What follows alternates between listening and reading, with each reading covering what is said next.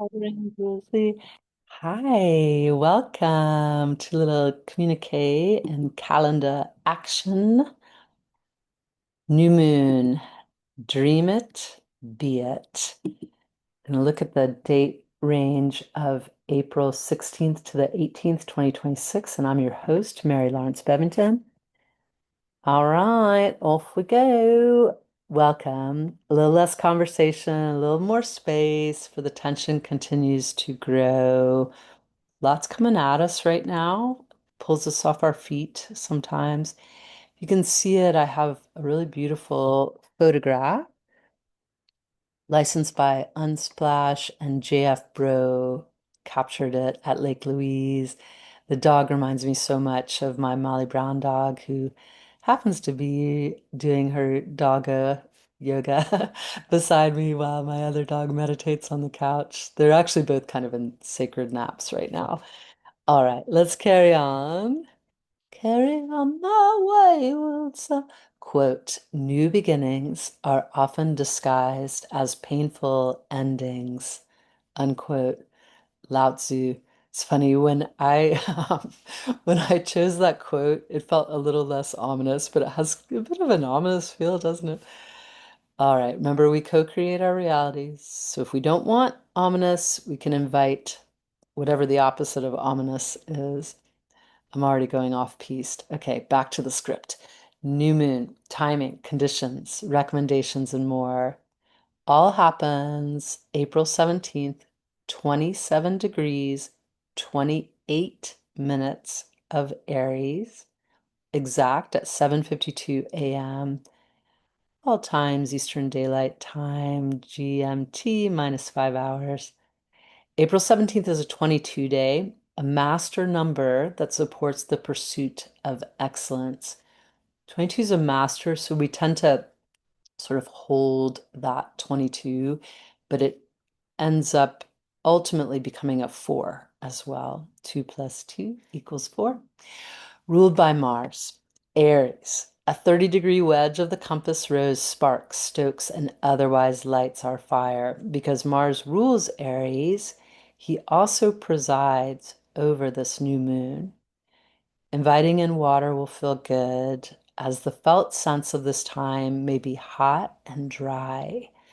New moons have a low tide feel, oceans further away, and the beach is expansive.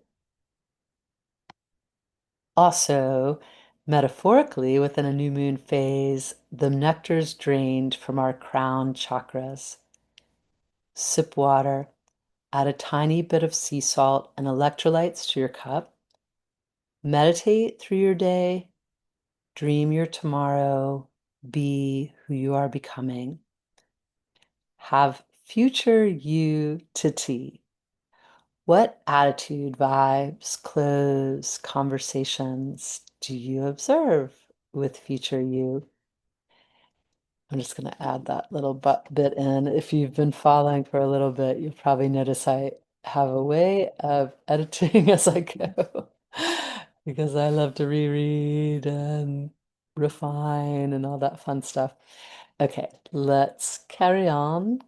On the new moon, Luna aligns with our sun. Sunlight blinds us from seeing her. This is why our ancestors called this phase the black moon.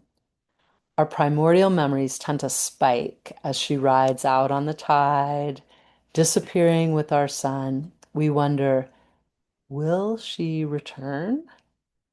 Dun, dun, dun. The tides in us replay this memory sometimes, and our inner waters relate to the new moon at the cellular level.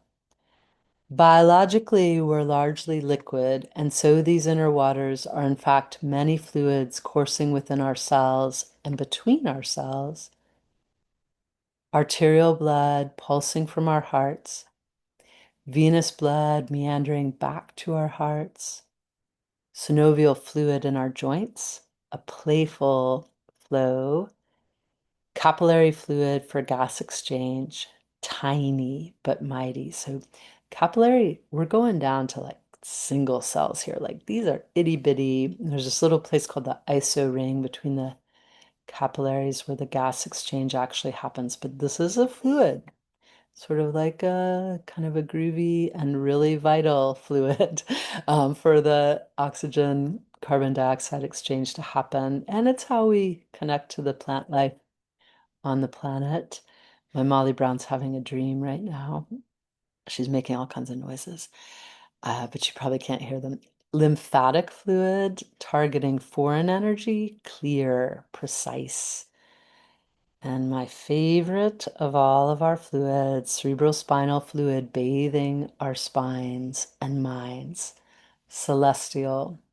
I have a footnote here, and so if you have the written version, you'll see it too. So I am a practitioner of body mind centering developed by Bonnie Bainbridge Cohen, who is one of my teachers. But I've learned it primarily through Erica Berland and Wendell Beavers in graduate school and beyond. I've kept up that study. I love experiential anatomy, and that's really at the heart of it. But one of the neat things that Bonnie does, and all of her proteges, such as Erica and Wendell, is they really develop qualities within the body's systems.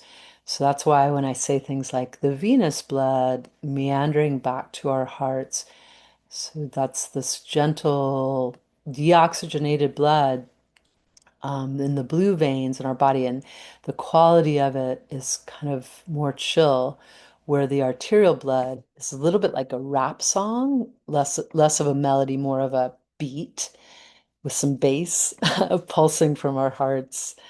That arterial blood, oxygenated, strong. It's trying to make it all the way to the distal parts of our body and perfuse the furthest away cells with oxygen. This is how we live. We want our cells to be oxygenated on this amazing planet Earth. Okay, yet again, I went off piste and I'm coming back to what I predetermined in the writing. Okay, here we go. This new moon's impact multiplies because of its proximity to the late degrees of Aries and the group of planets soaring near there. Our inner oceans mingle in Aries fever as many planets congregate in the sign of Aries, as well as our sun and our moon. It's pretty much like the biggest stellium ever in the history of our Earth and our solar system. The only planets not in Aries of note are Pluto in Aquarius, Venus, Ceres, and Uranus in Taurus, Sedna in Gemini, Jupiter in Cancer, dwarf planets Maki and Libra, Haumea and Scorpio, and there's a few other dwarf planets I didn't mention, but you probably get the drift. Lots happening in this one quadrant. And really, Taurus has the three that I mentioned, Venus, Ceres, and Uranus, and that's right there. And really, Aquarius isn't that far. So if you think about it, there's a whole lot of action on one wedge of the compass rose of the ecliptic of the zodiac. And it's luckily a bit anchored by the power of Jupiter in Cancer, as well as Maki and Haumea and Scorpio and Libra. But it's, oof, gosh, just a lot of action there. And little side note, when I was born, there's pretty similar phenomenon happening. So personally, the way astrology works is I am feeling it. It's a little tiny bit like a vice grip, but it's okay. I'm navigating. I'm super grateful that these tools exist and are helping me, kind of shepherding me a bit through this process. They're my little friends. Okay. Further, I can't remember if I already said this part, but I'll say it again. Further, if I didn't, further, all happens at 27 degrees, 28 minutes of Aries, the late of the late degrees, nearing the 29th or anaretic degree, thought to be volatile. This position, especially with the stellium in Aries, intensifies the atmosphere.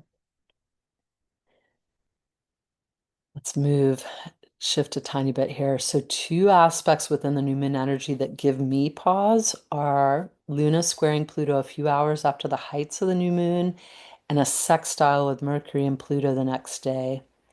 Squares carry tension. Sextiles gift us with feminine support.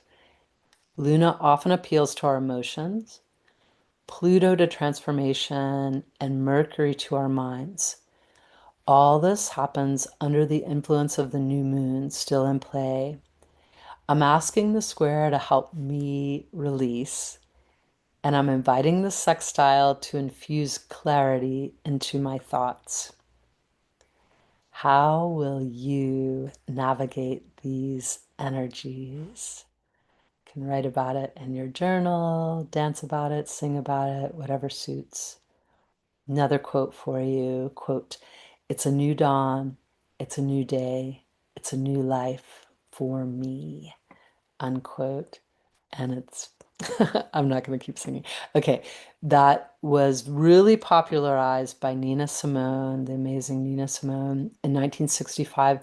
The songwriters who actually wrote it for a musical were Anthony Newley and Leslie Bricusse. They wrote it in 1964, released in 1964. So just within a year, Nina Simone kind of lifted it up. Pretty cool collaboration, if you ask me, actually. All right. So this is the bullet list, quickie calendar style. It's the overview again of April 16th to 18th. Again, times are Eastern Daylight Time, Greenwich Mean Time minus 5 hours. So just an overview. Luna is in her fourth quarter, waning in Aries cardinal fire, and she meets up with our sun to initiate this new moon.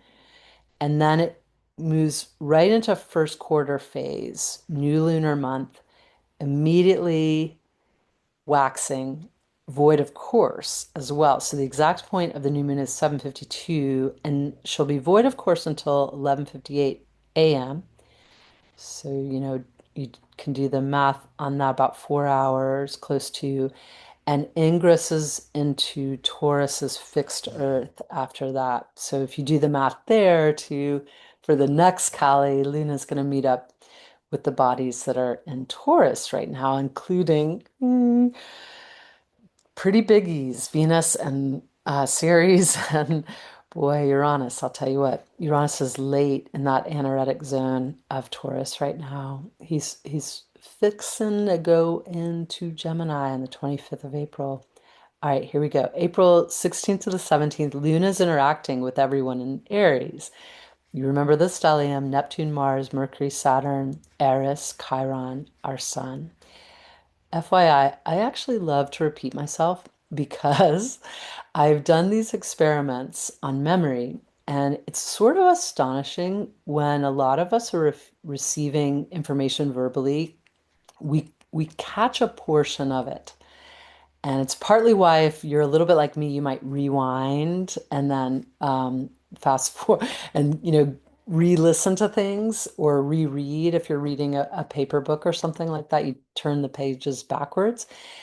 And so, because there's all this detail, I really like to repeat. And maybe it saves you a moment of not having to go backwards into a retrograde motion. Okay, sorry, I'm being a goofball now.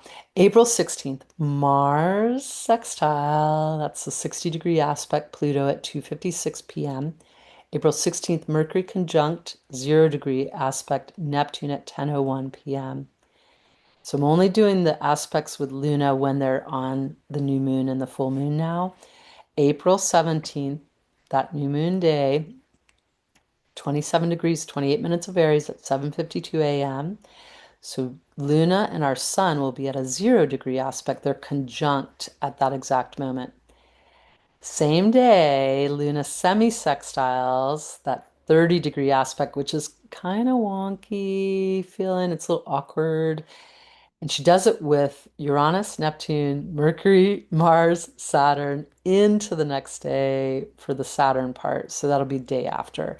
That's what anybody who's west of Eastern Daylight Time, the semi-sextile with Luna and Saturn will happen after the new moon day. April 17th, new moon day. Luna squares Pluto at 8:46 p.m. That's a 90-degree aspect, the tense one I mentioned earlier. And this is the other one I mentioned earlier, April 18th, Mercury sextile, that sort of nurturing, gentle harmony of the sextile, the 60-degree aspect Pluto at 4:34 p.m. Again, April 18th. All planets are direct till May 6th at 11:34 a.m. when Pluto stations retrograde. One last moment of going off script.